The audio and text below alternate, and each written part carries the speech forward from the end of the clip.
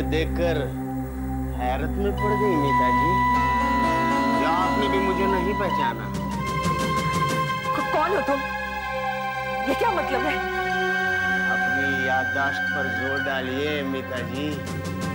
20 साल पहले हम एक दूसरे को बहुत ही करीब से जानते थे।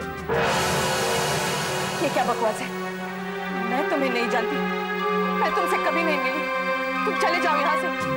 पूरा इन्हें जाने को कहो। आप आ जाइए। एक मिनट,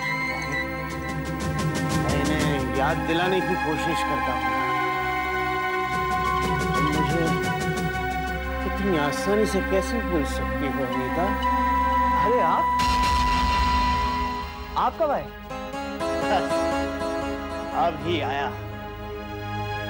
तो गया बेटा, लेकिन देखो ना, तुम्हारी माँ तो मुझे पहचानने से भी इनकार कर रही है। तुम कैसे इन्हें जानते हो? मैं बताता हूँ मीता जी, मैं आपको बताता हूँ। ये मंदिर में सोचा तुमसे यहीं आके मिल लूंगा। कुछ याद आया या मैं ही सब कुछ बताऊं तुम्हारे और अपने रिश्ते के बारे में? कैसा रिश्ता? कौन सा रिश्ता? बकवास बंद करो और दफा हो जाओ यहाँ से। 20 साल पुराने जख्म को मैं तो नहीं भूला मीता जी। तुम कैसे भूल सकती हो? मैं फिर आऊंगा। याद करने की कोशिश करना, शायद तुम्हें सब कुछ याद आ जाए। नमस्ते। अच्छा बेटा, थैंक यू।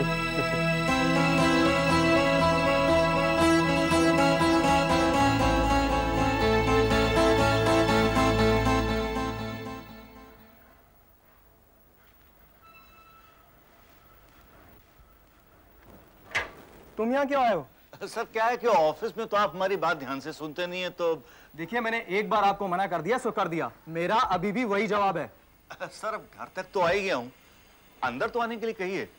आए, लेकिन एक बात का ध्यान रखें, अगर आपने फिर से मुझे कमीशन देने की बात की तो मैं रिश्वत देने के जुर्म में आपको पुलिस के हवाले कर दूंगा। आपके हुजूर जो मन में आए सो कहें, लेकिन कम से कम मेरी बात तो सुन लें।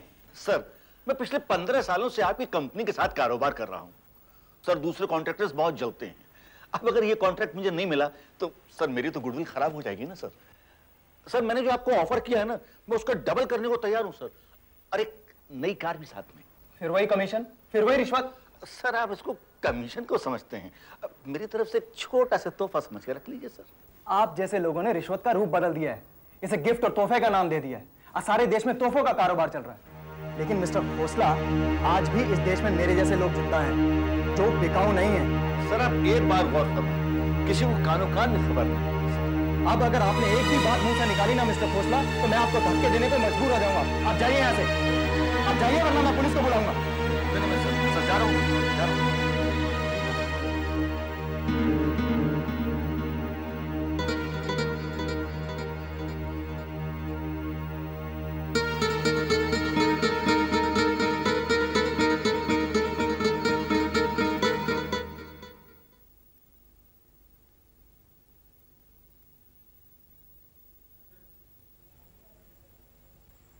You know, Dheeraj, I'm sure मैंने इस आदमी को जरूर कहीं देखा है, लेकिन कहाँ?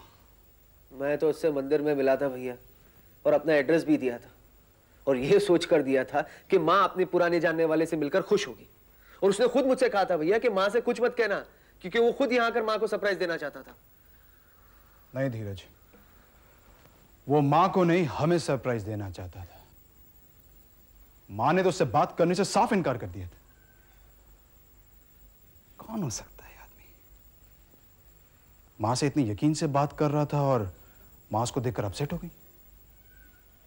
हाँ भैया, मैं भी यही सोच रहा हूं कि आखिर बात क्या है।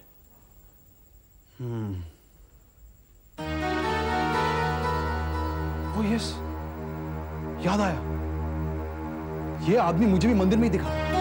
जिस दिन मैं और मां पंडित जी से शादी की बात करने के लिए मंदिर गए थे, ये वही था। माँ से कुछ बात करना चाहता था, लेकिन माँ उसको देखकर सडनली परेशान हो गई और झट से मेरा हाथ पकड़े वहां से निकल गई। नीरज, हो ना हो मुझे लगता है माँ इस आदमी को अच्छी तरह जानती है। बात तो सही है भैया, माँ से बात करें। कैसी बात कर रहे हो धीरज? माँ इस बारे में हमें क्यों बताएगी? फिर क्या करें? मुझे खुद इस बारे में पता करना होगा।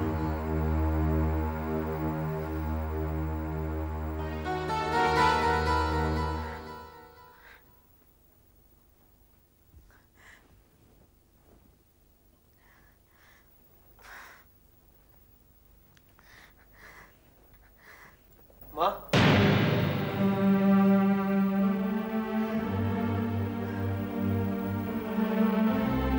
क्या बात है माँ, आप उस आदमी को देखकर इतनी परेशान क्यों हो? अब तो वो चला भी गया। क्या जरूरत थी एक अनजान आदमी को अपने घर का पता देने की और उसे यहाँ बुलाने की? अरे, उसने मुझसे खुद कहा कि वो आपको अच्छी तरह से जानता है, इसीलिए उसे मैं यहाँ ले आया। लेकिन मैं उसे बिल्कुल नहीं जानती। लेकिन वो तो कह रहा था कि वो आपको अच्छी तरह से जानता है। तुम्हें उसकी बात पर यकीन है, मेरा नहीं। चलो ठीक है माँ, मैं मानता हूँ कि मुझे गलती होगी, लेकिन आप इतनी गुस्सा क्यों? गुस्सा नहीं करो। एक अजनबी घर में घुसकर जिद कर रहा है कि मैं उसे जबरदस्ती पहचानूं। हाँ, आप चाहे जो भी कहो, लेकिन एक बात बिल्कुल साफ हो गई, आप हमसे जरूर कुछ छिपाओ। नीरज, मैं वैसे ही बहुत परेशान हूँ, ऊपर से तुम्हारी ये सवाल। मैंने कह दिया ना, मैं उसे नहीं जानती, नहीं जानती। लेकिन माँ, और एक बात कान खोलकर सुन लो, आइंदा तुम उस आदमी से कभी मत मिलना और ना ही उसके बारे में मुझसे कुछ पूछना, समझे?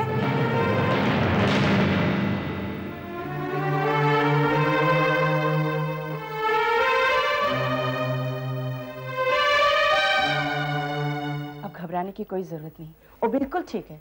अगर आप चाहें तो उसे घर भी ले जा सकते हैं। शुक्रिया डॉक्टर साहब। ओके।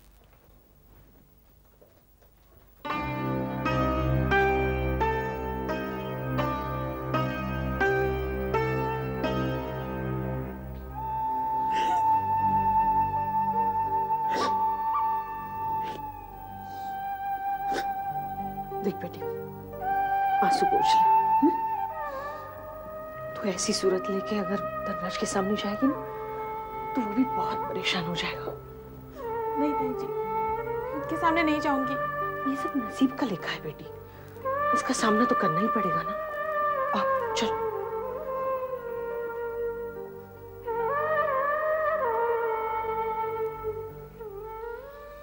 कहाँ चली गई थी माँ? अरे पद्मा, वहां क्यों खड़ी है? आना इधर।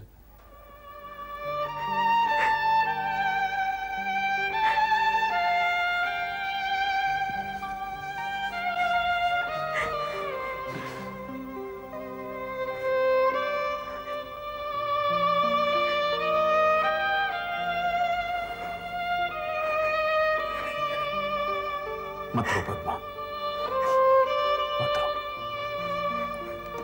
जो होना था सो हो गया। मैं जानती हूँ भैया, ये सब मेरी ही वजह से। नहीं पद्मा, ऐसा नहीं कहते। जो कुछ हुआ उसे एक बुरा सपना समझ के भूल जा। कैसे भूल जा?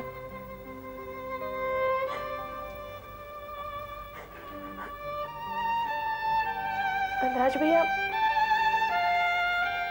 मुझे आपकी बात मान लेनी चाहिए थी। आपने कितना समझाया था मुझे।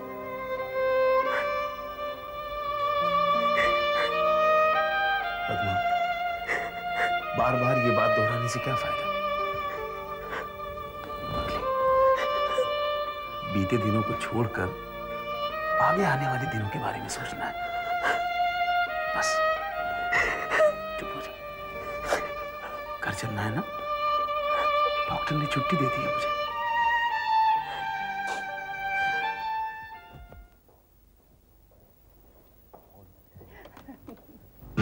हेलो, आइए आइए आइए चौधरी साहब, वेलकम। हेलो मिस्टर ठाकुर, ये है मेरी पत्नी आशा। नमस्ते। और बेटा, आइए बात, आइए। भाई मुझे तो आपके बेटे का नाम भी बहुत अच्छा लगा और आपका बेटा है बेटा। नमस्ते। नमस्ते। क्या आप लोग सारी बातें या खड़े खड़े करेंगे या बैठेंगे भी? पर जिसे देखनी है वो नजर नहीं आ रही। हाँ, मैं अभी बुलाती हूँ। यार ठाकुर, तुम्हारा मकान तो बहुत ही शानदार है। भाई अपने अमेरिकन मकान से न मिलाना इसे। हाँ नाइस हाउस ना। Good. Seema, where's the Seema? Relax. She'll be here. कभी आएगी माँ? I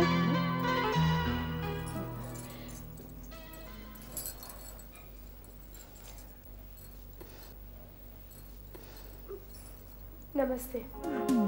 नमस्ते।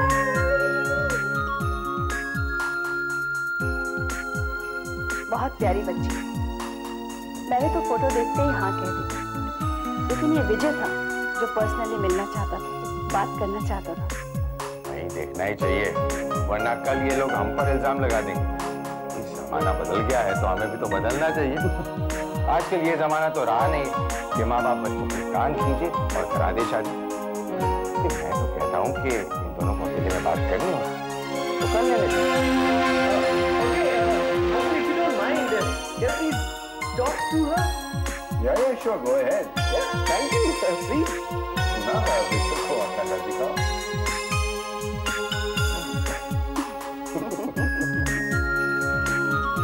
अब ये बताइए क्या लेंगे आप? भैया आप लोग चाय कॉफी पीजिए, चौधरी साहब और मैं बियर। ओके? वाह।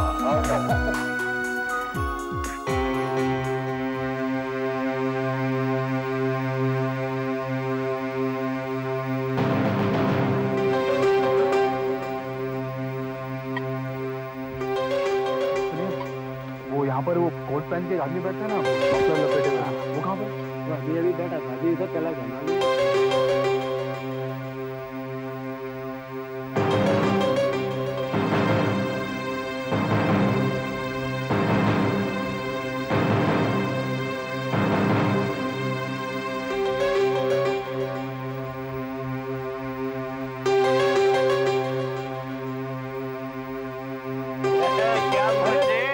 तू कहाँ गया था अभी? अरे एक लड़का पूछ रहा था तेरे को यार। क्या उसके घर में भीख मांगने उसके घर पे गया था? अबे तू मुझसे मेरी लॉटरी के बारे में पूछ रहा था ना? हाँ। अभी जो लड़का आया था ना, वही मेरी लॉटरी है। क्या बात है? हम सब पैसे वाले हो गए। यहीं बैठो, मुझे तुम्हारे साथ भीख मांगने की जरूरत नहीं पड़ेगी। मेरी लॉटरी निकल गई, लॉटरी। क्या बदतमीजी है? अरे ये क्या हो रहा है? ये बताओ कि तुम कौन हो और मेरी माँ को कैसे जानते हो?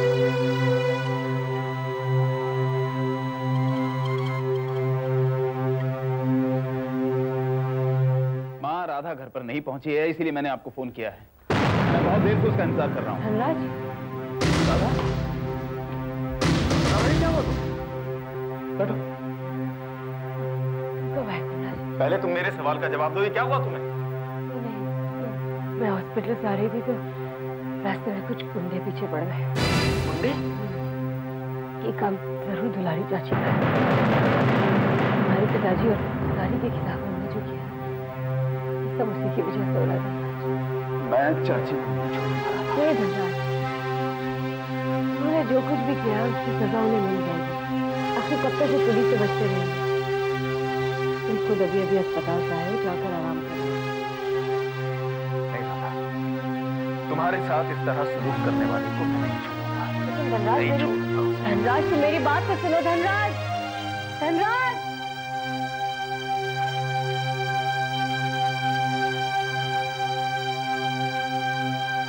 नहीं, ये सब झूठ है, बकवास। मेरी माँ कभी ऐसा नहीं कर सकती। मेरी माँ मेरे पिता का खून नहीं कर सकती।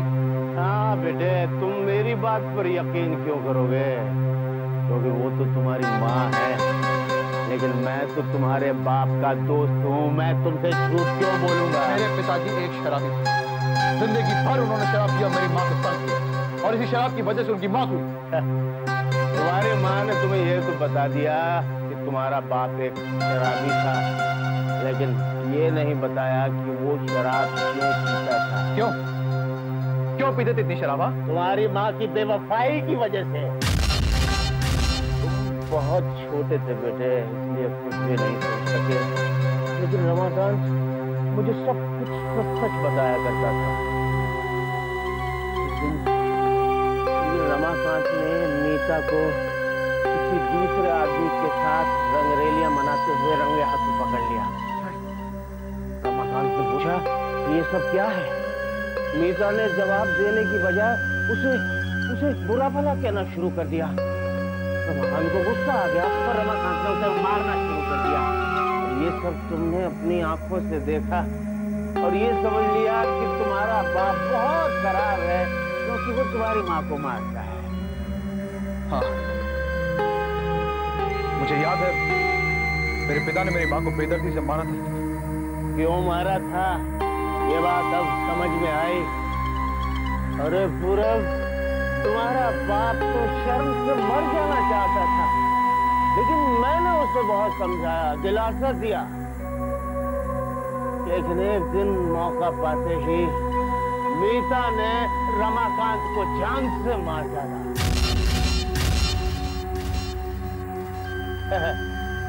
और लोगों से कहा कि वो शराब बहुत पीते थे, इसीलिए उनकी मौत हो गई। अब वो लोगों से ये तो कहने से रही कि उसका चाल चलन ठीक नहीं है, उसी ने अपने पति का खून किया है, वरना जनार्दन जैसा आदमी तुम्हारी माँ से शादी करता।